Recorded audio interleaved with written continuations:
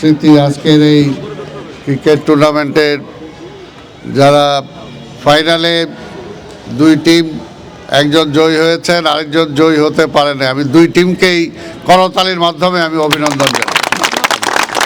কারণ জয় পরাজয়ের মধ্য দিয়েই আমরা আজকে যে টিম জয়ী হতে পারে না, আগামীতে সে জয়লাভ করার জন্য সংগ্রাম করবে, এটাই নিয়ম।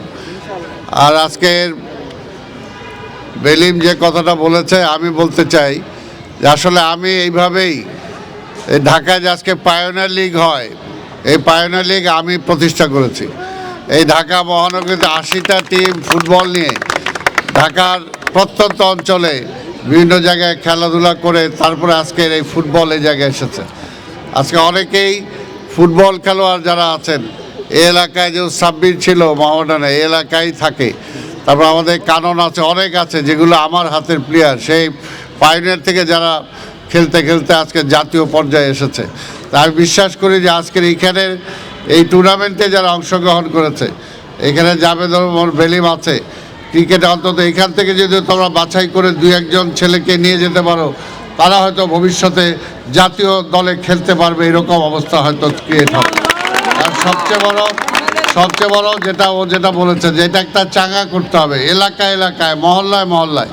আমাদের সময় ছিল ফুটবলে প্রতিটা এলাকায় টুর্নামেন্ট হতো, প্রতিটা এলাকায়, অলিতে গলিতে, যে কোনো জায়গায় মাঠ আছে সেখানেই। কিন্তু এখন মাদকের ছড়াছড়ির কারণে আজকে যুবকরা নষ্ট হয়ে যাচ্ছে। তা আমি আর বক্তব্য দীর্ঘায়িত করব না।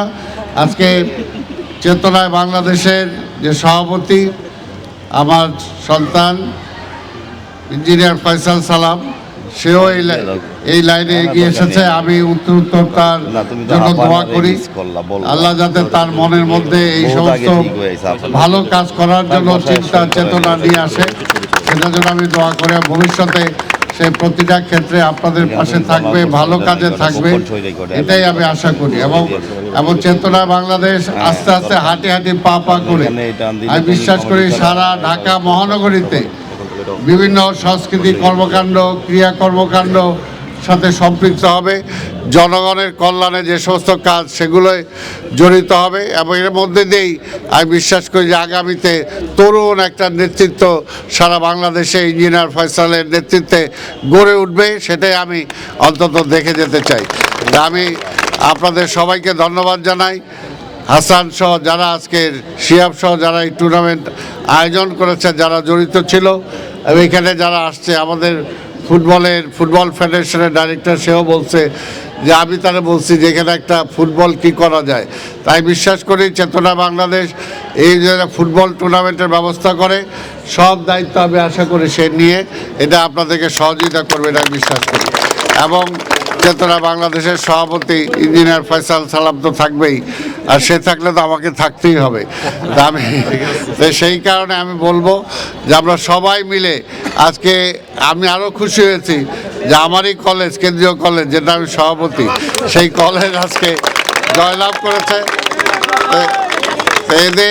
এদের জন্য একটা প্রিন্সিপাল সাহেব আছেন, এদের একটা বিশেষ করে একটা প্রাইজের ব্যবস্থা করবেন, যাতে কলেজ থেকে তাদের একটা ফান্ড হয়।